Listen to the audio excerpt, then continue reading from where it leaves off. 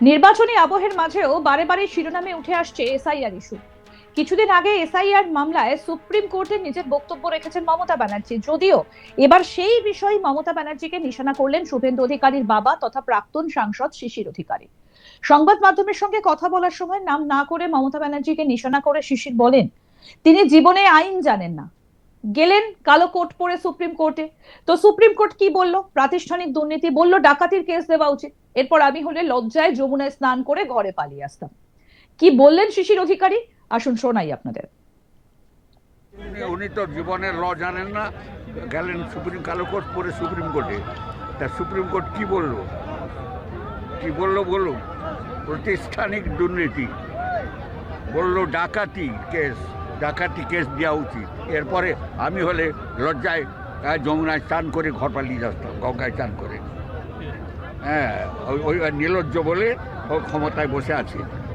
আমাদের তো সংবিধান বলে গেছে সর্বোচ্চ ক্ষমতা দিয়ে গেছে কোর্টকে।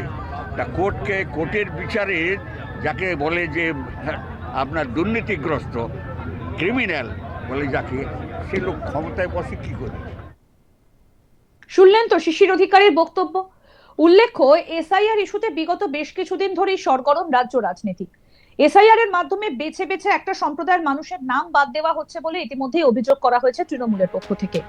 কিছুদিন আগে মমতা ব্যানার্জি বলেছিলেন বেশি নাম বাদ গিয়েছে মালদা, মুর্শিদাবাদ, উত্তর দিনাজপুর থেকে। একটা নির্দিষ্ট কমিউনিটিকে টার্গেট করা হয়েছে। অনেক হিন্দু, রাজবংশী, মতুয়াদের নাম বাদ গেছে। এরা হচ্ছে বকধার্মিক। ধর্মের নামে বাতুলতা করে এদের ধিক্কার জানানো ছাড়া আর কোনো ভাষা নেই। প্রত্যেকটা জায়গায় আমরা এর বিরুদ্ধে আবেদন জানিয়েছি। পার্টি অফিস থেকে ঠিক করেছিল 1,20,00,000 নাম বাদ দেবে। সংখ্যাটা আমি বলে দিচ্ছি, প্রথম ফেজে 58 লক্ষের নাম বাদ দিয়েছে, প্লাস 60 লক্ষ। তার মানে 1,20,00,000 কাছাকাছি হলো। কি বলছেন মমতা ব্যানার্জি, শুনবো। আমি যতদূর শুনেছি 22,60,00,000 মধ্যে করা হয়েছে, তার মধ্যে 10 লক্ষ বাদ দেওয়া হয়েছে। এটা আমি শুনেছি, আপনারা ক্রস চেক করবেন। এবং বেশিরভাগ বাদ গেছে মুর্শিদাবাদ, মালদা এবং উত্তর দিনাজপুর থেকে। পার্টিকুলার একটা কমিউনিটিকে টার্গেট করে হিন্দুদেরও অনেকের নাম বাদ, রাজবংশীদের নামও বাদ, মতুয়াদেরও অনেকের নাম বাদ। এরা হচ্ছে বকধার্মিক, ধর্মের নামে বাতুলতা করে। কাজে এদের ধিক্কার জানানোর ছাড়া আর কোনো ভাষা নেই। আমরা চাইব, আমরা ইলেকশন কমিশন থেকে জুডিশিয়ারি, রাস্তা থেকে মিছিল, সব জায়গায় আমরা গণতন্ত্রের যে জায়গাগুলো, প্রত্যেকটা জায়গা আমরা ঠক করেছি, আবেদন পৌঁছে দিয়েছি কলকাতা থেকে দিল্লি। ভোটাধিকার মানুষের দেয়াটা গণতন্ত্রের সবচেয়ে বড় সাংবিধানিক অধিকার, right to vote. Logistical discrepancy বলে কোনো কথা কোনো রুলসে ছিল না। আগে 58 লাখ বাদ দিয়েছে প্রথমেই, আপনারা বুঝুন, 60 লক্ষ শুধু নয়। আর বিজেপির স্টেটমেন্টগুলোও দেখে নিন, আগেরটা মিলিয়ে নিন। পার্টি অফিস থেকে ঠিক করেছিল 1,20,00,000 লোকের নাম বাদ দেবে। সংখ্যাটা এবার আপনাদের আমি বলে দিই। ফার্স্ট পেজে 58 লক্ষ প্রথমে লিস্ট থেকে বাদ দিয়েছে। তার মধ্যে কিন্তু অনেক ম্যাপিংও আছে, মহিলারা আছে যারা বাড়ি শিফট করেছে, এরকম কেসও আছে। সেই চ্যাপ্টারটা ওপেন করা হয়নি। প্লাস 60 লক্ষ, তার মানে তো 1,20,00,000 কাছাকাছি হলো। তো 22 লক্ষ করতে যদি 15 দিন 20 দিন লাগে, তা ইলেকশন আসা পর্যন্ত প্রসেস কমপ্লিট হবে তো? এটা কি মানে জাস্টিস দেওয়ার নামে একটা ইলেকশন কমিশনের ইনজাস্টিস চলছে না? এই নির্বাচনী আবহের মধ্যে সব থেকে বেশি যে বিষয়টা শিরোনামে উঠে আসছে সেটা হচ্ছে এসআইআর ইস্যু।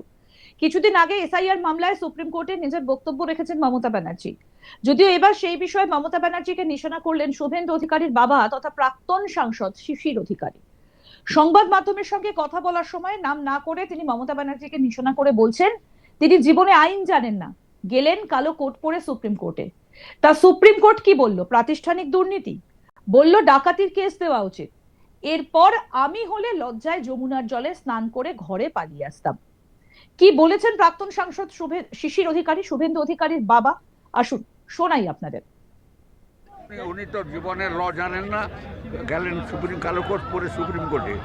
তা সুপ্রিম কোর্ট কি বললো বলুন?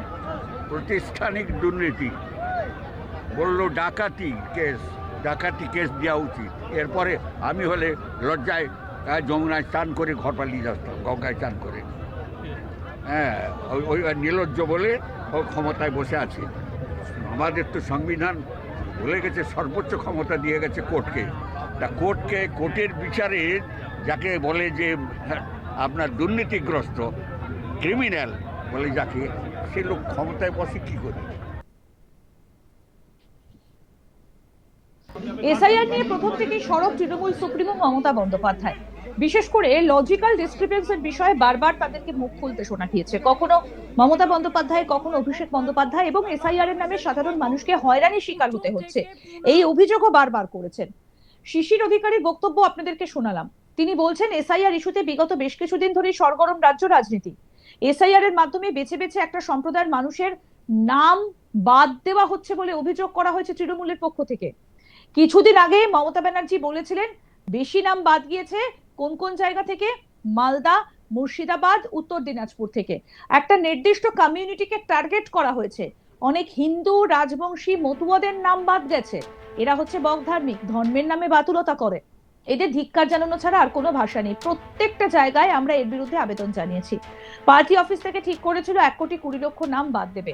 সংখ্যাটা আমি বলে দিচ্ছি, প্রথম ফেজে 58 লাখ নাম বাদ গিয়েছে, প্লাস 60 লক্ষ, তার মানে 1,20,00,000 কাছাকাছি হলো, বলেছেন রাজ্যের মুখ্যমন্ত্রী মমতা বন্দ্যোপাধ্যায়। এবং বিশেষ করে তিনি লজিক্যাল ডিসক্রিপেন্সির নামে যে হয়রানির শিকার হতে হচ্ছে মানুষকে, সে কথাও বলেছেন।